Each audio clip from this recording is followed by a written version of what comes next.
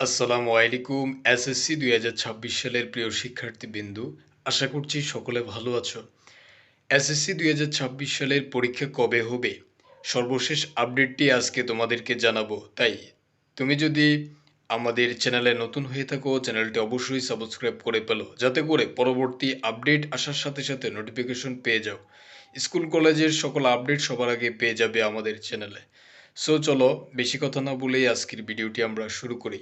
দেখো ২০২৬ সালের এসএসসি পরীক্ষা কবে হবে সেই প্রসঙ্গে আজকে আমরা কথা বলবো। তার আগে তোমাদেরকে জানাবো এসএসসি ২০২৬ সালের পরীক্ষা কি সহজ হবে নাকি কঠিন হবে, এবং কি তোমাদেরকে জানাবো তোমাদের পরীক্ষার প্রশ্ন কিভাবে হবে, কেমন হবে। সো ফার্স্ট অফ অল জানাবো তোমাদের এসএসসি ২০২৬ সালের পরীক্ষা কেমন হবে। দেখো ২০২৩ সাল থেকে ২০২৫ সালের যে পরীক্ষাগুলো হয়েছে এসএসসি পরীক্ষা, অত্যন্ত অনেক শিক্ষার্থী, লক্ষ লক্ষ শিক্ষার্থী ফেল করেছে এসএসসি ২০২৫, ২৪ এবং ২৩, ১৭ বিগত সালগুলোতে দেখা গেছে প্রচুর পরিমাণে ফেল করেছে গণিত, তারপর হচ্ছে তোমার যে সাবজেক্টগুলো রয়েছে তথ্য যোগাযোগ প্রযুক্তি। তাই অবশ্যই তোমাকে ভালো প্রস্তুতি গ্রহণ করতে হবে। তুমি যদি ভালো প্রস্তুতি গ্রহণ করো তাহলে তোমার পরীক্ষা ইনশাআল্লাহ 100% হবে। তুমি ভালো রেজাল্ট করতে পারবে। কেন দেখো, ২০২৩ সাল এর আগে যখন করোনা ছিল তখন বিভিন্নভাবে দুর্যোগ ছিল। যার কারণে পরীক্ষা 100% নেওয়া হয়নি। তখন জাস্ট অ্যাসাইনমেন্টের মাধ্যমে জাস্ট পরীক্ষা দিয়েছিল শিক্ষার্থীরা। আর পরীক্ষার মাধ্যমে পরীক্ষার অটোমেটিক তাদের রেজাল্ট দিয়ে দিয়েছে। কিন্তু বর্তমানে যে পরীক্ষাটি ২০২৬ সালের এসএসসি পরীক্ষাটি, সেটি হবে ২০১২ সালের কারিকুলাম অনুযায়ী।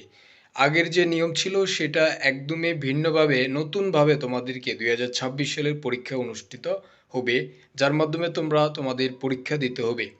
দেখো আগে হচ্ছে তোমাদের বিভিন্ন সাবজেক্টে বিভিন্ন নাম্বার ছিল, যেটা বর্তমানে তোমাদের সংক্ষিপ্ত প্রশ্ন, এমসিকিউ এবং হচ্ছে তোমাদের সৃজনশীল প্রশ্নের মাধ্যমে তোমাদের পরীক্ষাটি অনুষ্ঠিত হবে। অর্থাৎ আগের নিয়ম থাকছে না। আগে তোমাদের সংক্ষিপ্ত প্রশ্ন ছিল না, বাট বর্তমানে এটা নতুন অ্যাড করা হয়েছে। সো এরকম তোমাদের হচ্ছে অন্যান্য যে কারিকুলামটা রয়েছে প্রত্যেকটি সাবজেক্টের জন্য বিভিন্নভাবে আলাদা আলাদা রয়েছে। কিছু সাবজেক্ট একরকমের রয়েছে সবগুলো। সো আসলে তোমাদের এসএসসি ২০২৬ সালের পরীক্ষা কিন্তু সংক্ষিপ্ত সিলেবাসে হবে। তাই অবশ্যই তোমাদের ২০২৬ সালের এসএসসি পরীক্ষার জন্য সংক্ষিপ্ত সিলেবাসটি ভালো করে পড়ো। কারণ সংক্ষিপ্ত সিলেবাসের বাইরে থেকে তোমাদের কোনো প্রশ্ন আসবে না। আশা করছি বুঝতে পেরেছো। এবার আসি ২০২৬ সালের এসএসসি পরীক্ষা কবে হবে। দেখো প্রিয় শিক্ষার্থীবৃন্দু, বর্তমানে বিভিন্ন ধরনের কথা শোনা যাচ্ছে সোশ্যাল মিডিয়া, ইউটিউব, ফেসবুক, বিভিন্ন সোশ্যাল মিডিয়াতে যে এসএসসি ২০২৬ সালের পরীক্ষা ফেব্রুয়ারি মাসে না নিয়ে মার্চ এপ্রিলের দিকে নিবে। এটা কতটুকু সত্য? এ বিষয়ে আমি তোমাদেরকে একটি কথা বলে রাখি। কারণ দেখো ২০২৬ সালে কিন্তু ফেব্রুয়ারি মাসে যেমন তোমাদের রমজান শুরু হবে ১৭ তারিখের দিকে। বিশেষত তোমরা একটু ক্যালেন্ডারটা দেখে নিবে।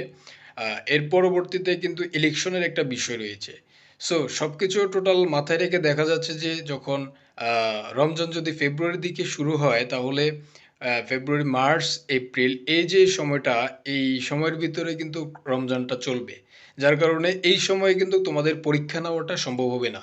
আর শিক্ষা মন্ত্রণালয় কখনোই চাইবে না রমজানে তোমাদের পরীক্ষাটি নেওয়ার জন্য। তাই অবশ্যই সেটি মার্চ, এপ্রিল বা মের দিকে চলে যাবে।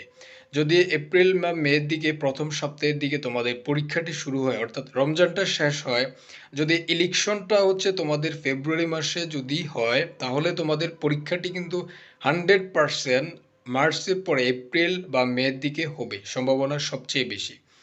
ঠিক আছে? আশা করছি বুঝতে পেরেছো। কিন্তু যদি রমজানের পরবর্তীতে ইলেকশনটা যদি আরো পিছিয়ে যায়, তখন দেখবে যে তোমাদের পরীক্ষাটি আরো সামনের দিকে নিয়ে যাবে। তখন মে, জুনের দিকে হওয়ার সম্ভাবনা সবচেয়ে বেশি।